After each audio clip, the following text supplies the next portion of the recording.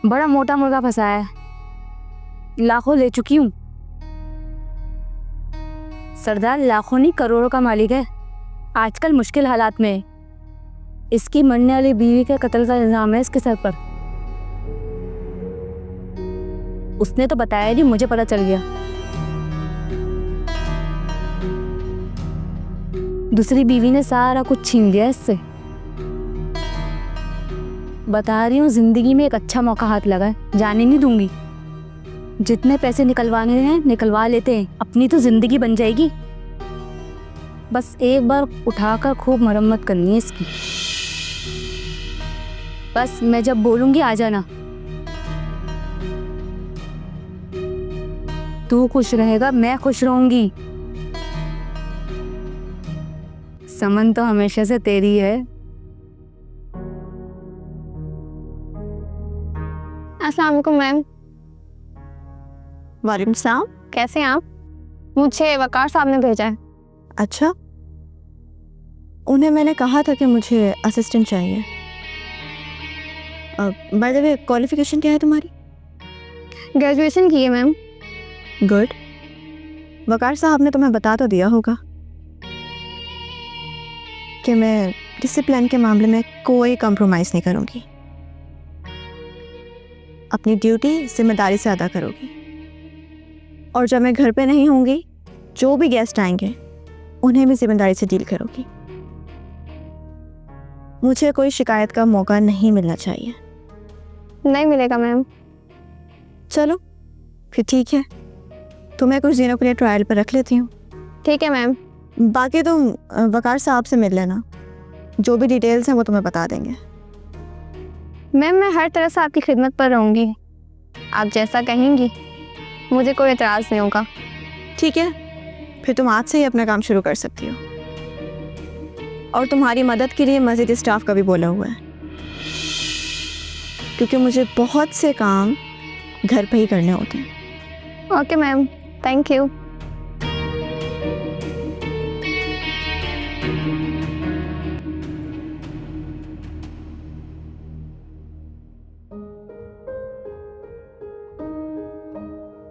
Hello sir.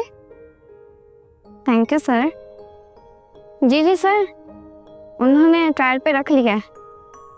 Sir मैं तो काफ़ी डरी हुई थी, आपने कहा था ना वो बहुत सख्त तबीयत की हैं, मेरा तो बुरा हाल था, लेकिन मुझे तो ऐसा कुछ नहीं लगा। लगता है उनको काफ़ी एतमाद है आप पर। Again thank you sir.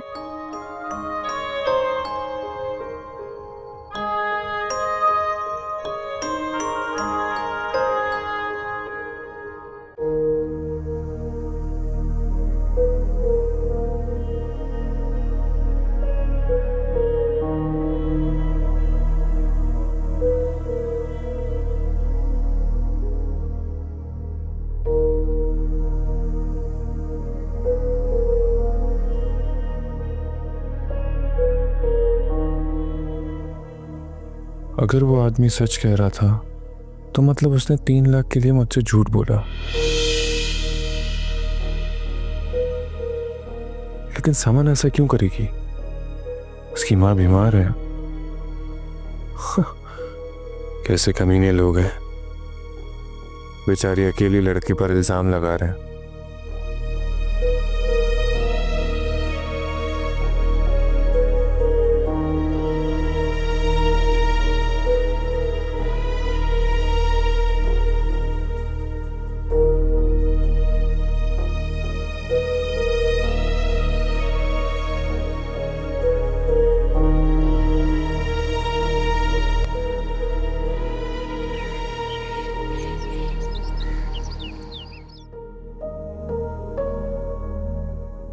मैं फवाद के बारे में क्यों ऐसा सोच रही हूँ? मेरा रवैया सादा ही रूड हो गया है, लेकिन वो भी तो मुझे कितना तंग करता है। रुखसार ठीक कहती है, कब तक पत्थर से सर टकराती रहूंगी।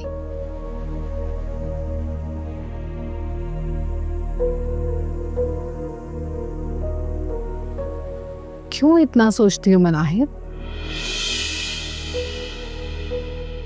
तुमने देखा है तुम्हारे डैड आजकल कितना परेशान रहने लगे हैं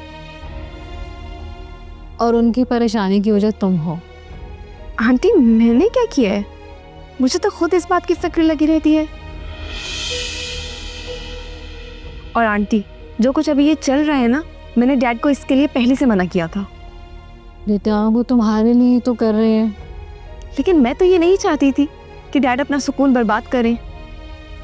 ओके, तुम कुछ मत सोचो, लेकिन कोशिश करो जो भी बात वो कहें तुम मान लो। कैसी बात आंटी?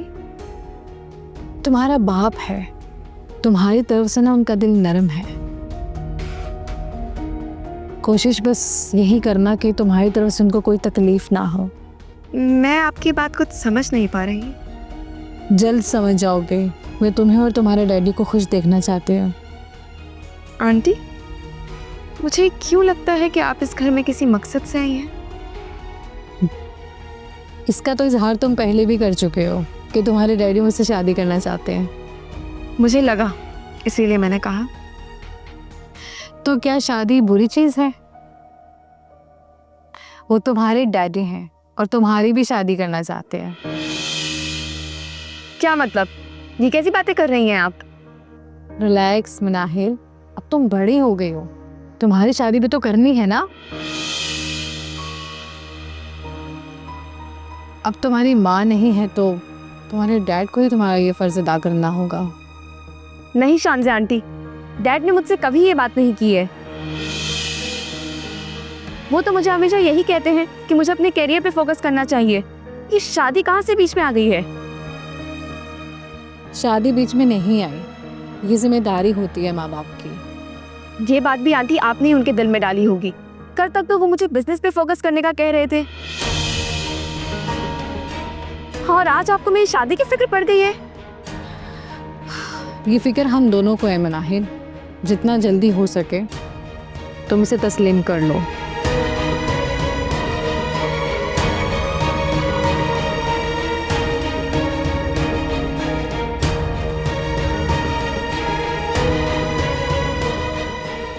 ये ऐसी बातें क्यों कर रही है अचानक से?